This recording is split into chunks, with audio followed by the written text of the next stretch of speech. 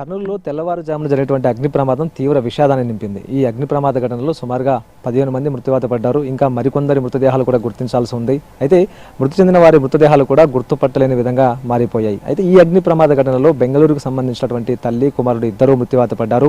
మృత్యువాత పడిన వారిని ఫిలమెన్ బేబీతో పాటు కిషోర్ కుమార్గా ఇప్పటికే పోలీసులు గుర్తించి కుటుంబ సభ్యులకు సమాచారం అందించారు. ఇక ఫిలమెన్ బేబీకి సంబంధించినటువంటి కూతురు పటాన్ చెరువులోని డిఫెన్స్ కాలనీలో నివాసం ఉంటుంది. ఆ కూతురుకు సంబంధించినటువంటి నివాసం ఇదే. కూతురు పద్మప్రియ ఇక్కడే అల్లుడితో కూతురు పద్మప్రియ తర్వాత అల్లుడు హైదరాబాద్లోనే ఉండడంతో బెంగళూరులో నివాసం ఉంటున్నటువంటి ఫిలమెన్ బేబీ పండగ నిమిత్తం అంటూ కూడా పటాన్ చెరువుకు రావడం జరిగింది. ప్రధానంగా దీపావళి పండుగను పురస్కరించుకొని సుమారుగా 10 రోజుల క్రితమే హైదరాబాద్కు వచ్చినట్టుగా కూడా తెలుస్తోంది. అయితే ఇటు కూతురు ఆ తర్వాత అల్లుడు మనవరాళ్లతో పండుగను గడుపుకున్న తర్వాత అయితే వచ్చి చాలా రోజులు అవుతుంది కాబట్టి తల్లిని తీసుకెళ్దామంటూ కూడా కుమారుడు కిషోర్ కుమార్ కూడాను హైదరాబాద్కు రావడం జరిగింది. అయితే నిన్న హైదరాబాద్ నుంచి బెంగళూరు బయలుదేరడానికి కావేరికి సంబంధించినటువంటి ట్రావెల్స్ బస్సును బుక్ చేసుకున్నారు.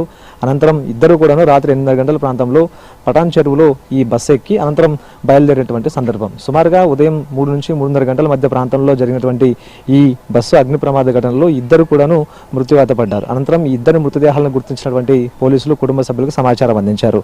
ఇక వారికి సంబంధించినటువంటి వివరాలు లభించిన తర్వాత వారికి సంబంధించిన కొన్ని గుర్తింపు కార్డులు లభించిన తర్వాత ఆ ఇద్దరికి సంబంధించినటువంటి వివరాలను ఐడెంటిఫై చేసినటువంటి అనంతరం హైదరాబాద్లో నివాసం ఉంటున్నటువంటి కూతురికి సమాచారం అందించారు. దీంతో కూతురు ఆ తర్వాత అల్లుడు కొద్దిసేపటి క్రితమే హైదరాబాద్ నుంచి కర్నూలుకి బయలుదేరారు. ప్రధానంగా ఈ అగ్ని ప్రమాదంలో ఇద్దరు కూడా బయటికి రాలేనటువంటి సిచ్యువేషన్లో ఆ బస్సులోనే ఉండిపోయారు. అనంతరం ఆ బస్సు ప్రమాద తీవ్రతకు అక్కడికక్కడే మరణించినటువంటి సందర్భం. అగ్ని ప్రమాదం సంభవించిన తర్వాత అందులో నుంచి బయటకు వచ్చేందుకు విశ్వ ప్రయత్నాలు చేసినప్పటికీ కూడాను క్షణకాలంలో చుట్టుముట్టినటువంటి మంటలు ఆ ఇద్దరిని కూడా బయటికి వచ్చేటువంటి అవకాశం లేకపోవడంతో అక్కడే అందులోనే మృత్యువాత పడినటువంటి సందర్భం కనిపిస్తుంది. మరికొంతమంది మాత్రం ఆ ఎమర్జెన్సీ ఎగ్జిట్లతో పాటు ఆ తర్వాత వివిధ మార్గాలలో వారంతా కూడా బయటపడ్డారు. బయటపడిన వారు కూడా సుమారుగా 10 నుంచి 15 మంది దాకా ఉన్నారు. ఇంకా మరికొంతమందికి సంబంధించినటువంటి ఆచూకీ కూడా తెలియాల్సి ఉన్నటువంటి సందర్భం. అయితే ప్రజెంట్ ఫిలమెన్ బేబీ ఆ తర్వాత కిషోర్ కుమార్కు సంబంధించినటువంటి డెడ్ బాడీస్ కర్నూలులో ఉన్నాయి.